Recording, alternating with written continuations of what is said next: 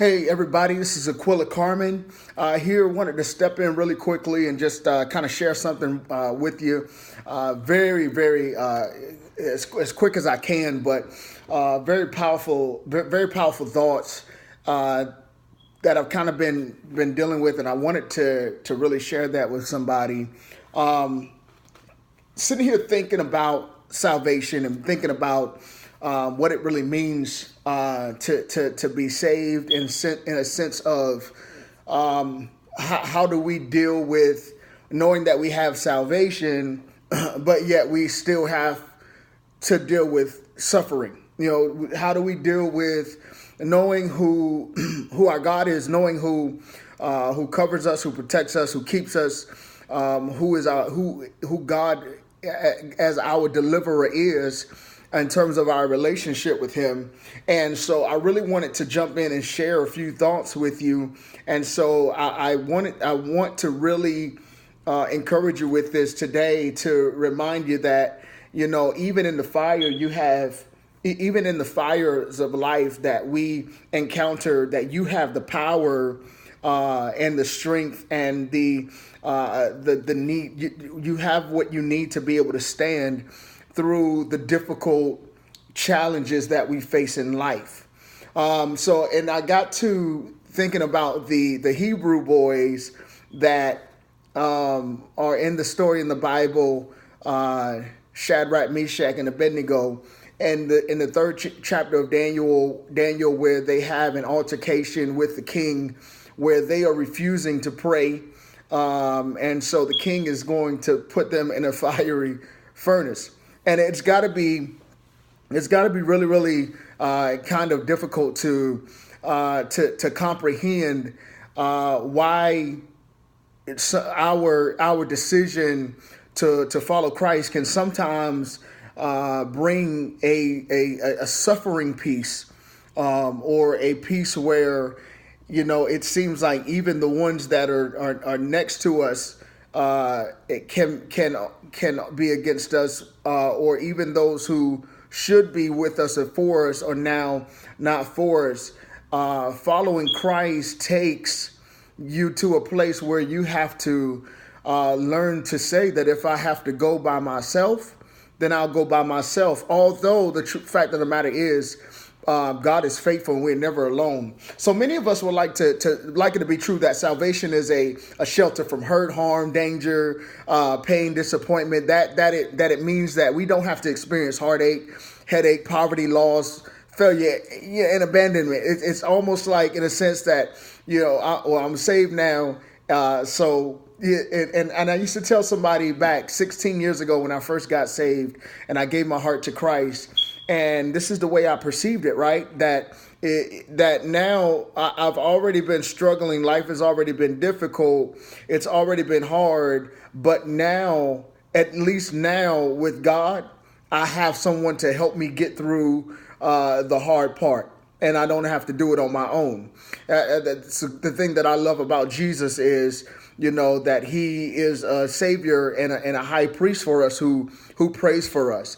But anyway, we sometimes need to be reminded, as the children of God, of the Most High, that we are created in his image, that we are more than conquerors, and that all things are working for our good, right? So the problem that I have sometimes is that the word says that many are the afflictions of the righteous, and God will deliver them out of them all.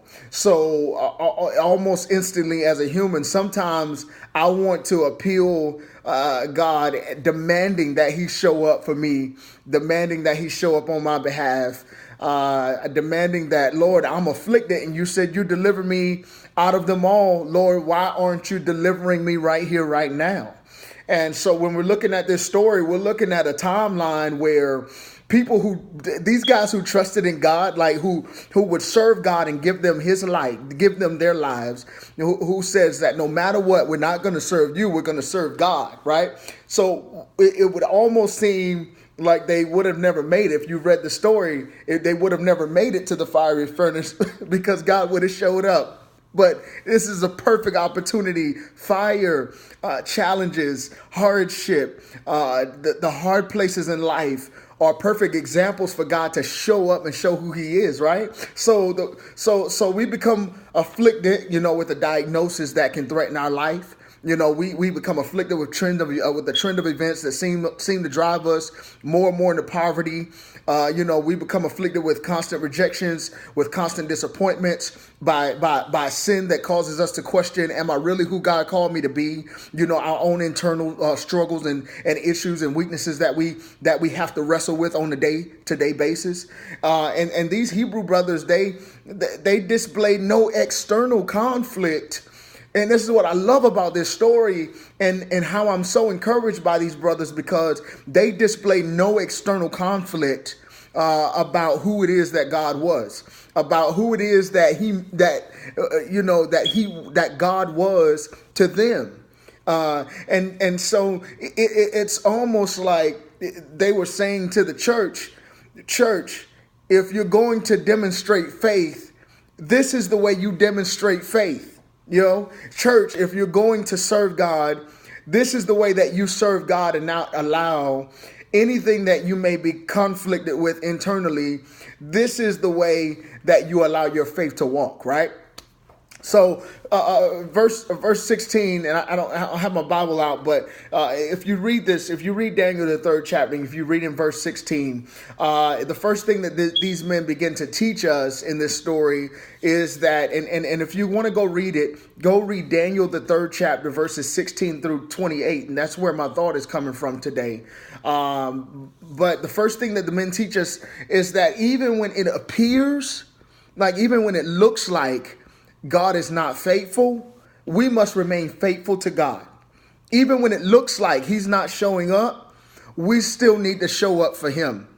I can't remember when it was, but I think it was a Little League baseball game where we got ready to play the baseball game, and our head coach hadn't showed up. And one of the parents had to jump in and kind of begin coaching the team. But that wasn't going to stop the game.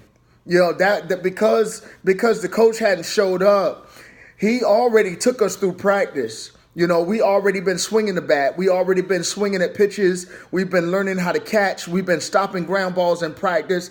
So because the coach wasn't visible doesn't mean that we as the team could not still go and perform. Sometimes we have to know that we have a job to do, so much so that just because it appears that God is not faithful in this moment, that we still have to be faithful to Him. So yes, there are going to be times where it may look or feel like taking the role apart from God will be the most comfortable, or taking the road apart from God it will seem to make more sense, because we can look at what the outcome could or might be and say, well, maybe if I go this way, I'll be safe, right? If I go this way, I'll be secure. If I go this way, I'll know, because I've always done that. I've always seen it happen this way. So if I do it this way, I know that I'll be safe. But that's not the faith that God wants us to walk by. He wants us to walk with such a radical faith that no matter what we have to face, that we're going to be able to still perform and still show up and still bring Him glory with our life, because we didn't allow what it looked like to deter our faith, or to determine whether our faith would not still be in play, right?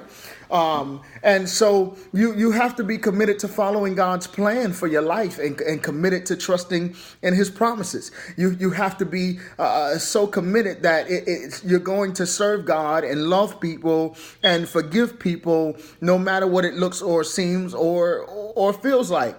You have to be you have to have your mind made up that even if I have to suffer some, I understand that the suffering is going to make me better. I know that's kind of hard to understand, but the fact of the matter is that you cannot get stronger without pushing yourself past limits. Your faith cannot grow without pushing yourself past things that you cannot see, without still walking out and taking risks and stepping into challenges, knowing that I can get to the other side, even though it looks like you're outnumbered. And you have to be willing to suffer for the sake of Christ. When our faith becomes the motivation of our actions, we become an anomaly at that point, and our life becomes unorthodox, because now we become someone who, where everyone else is bowing down to something or someone, we refuse to do it. So I'm not going to bow down to money. I'm not going to bow down to a career. I'm not going to bow down to a job. I'm not going to bow down to family, because I have something greater for my life that needs to be accomplished.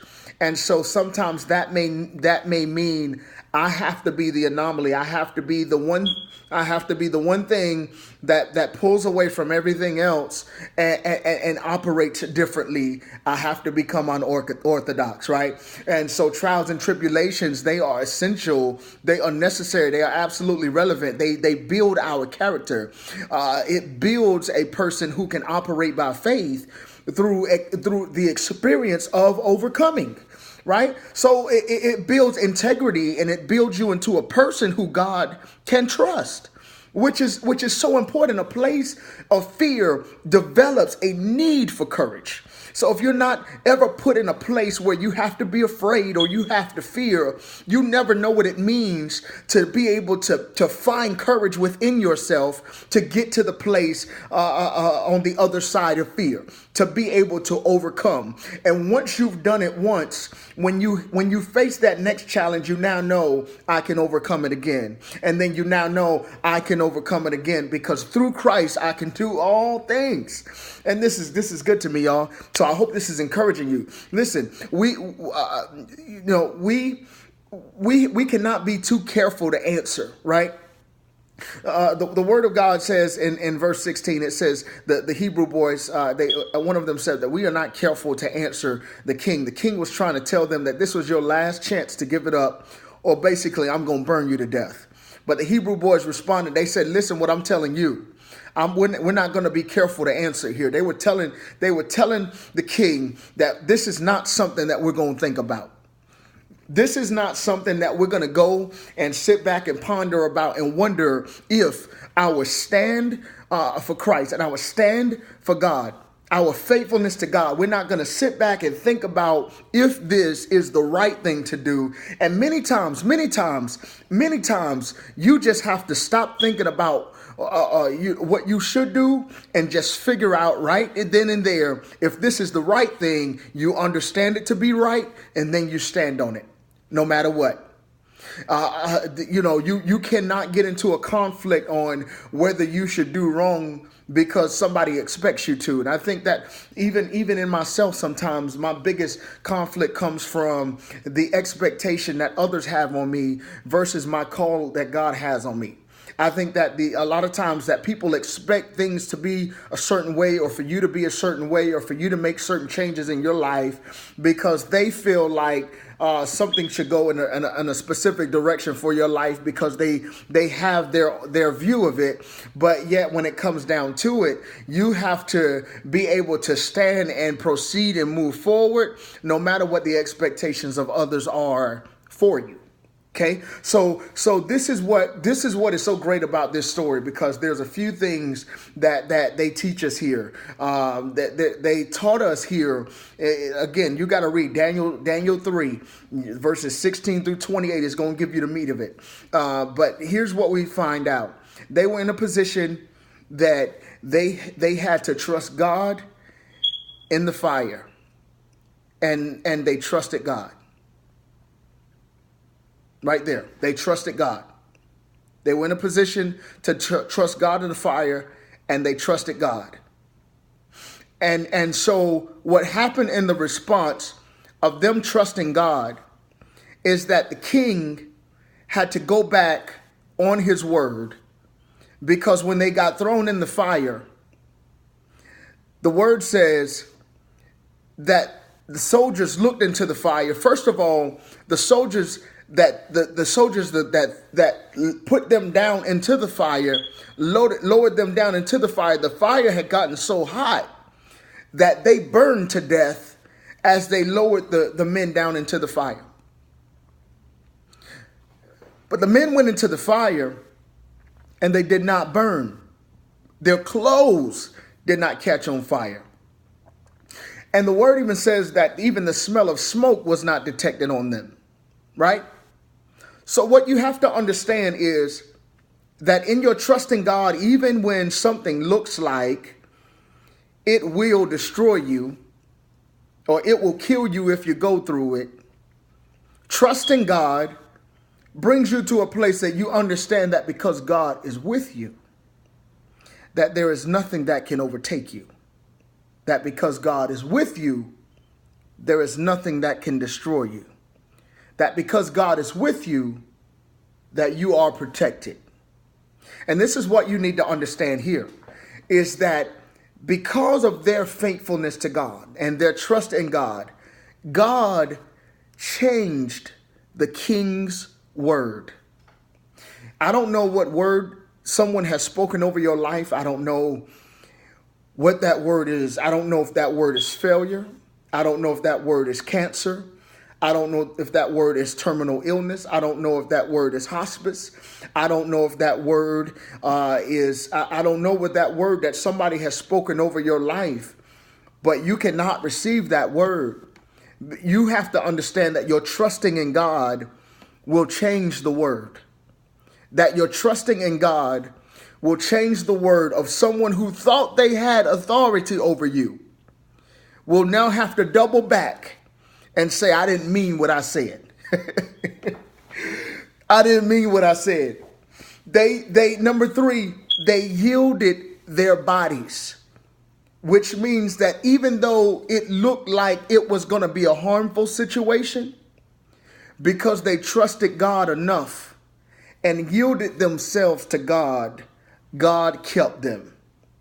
What I want you to understand is that in the process that God may be taking you through, in the process that he may be having to bring you through this very difficult challenge, that he's having to bring you through fire, that he's having to bring you through pain, that he's having to bring you through heartache, that he's having to bring you through rejection, that he's having to bring you through hurt.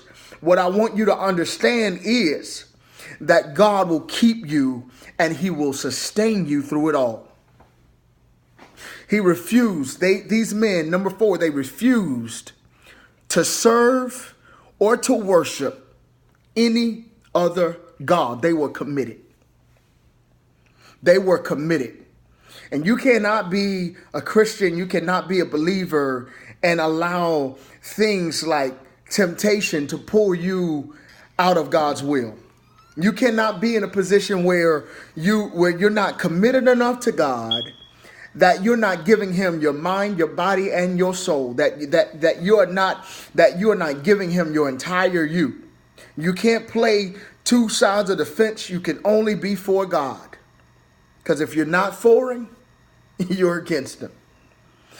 And I wanted to share this with you today. These are the things that I want you to remember. Remember Psalms 13:5 that says, God, I trust in thy mercy, and my heart shall rejoice in thy salvation. Remember Psalms 16:8, where it says, I have set the Lord always before me, because he is at my right hand, and I shall not be moved. Right? Remember Psalms 20:7, Psalms 20:7 that says, some trust in chariots and some in horses, but we will remember the name of the Lord our God. My encouragement to you today is that you have the power to walk through the fire. And I can't wait to share with you again, but I hope this blesses you. Take care. This is Aquila Carmen. Be blessed.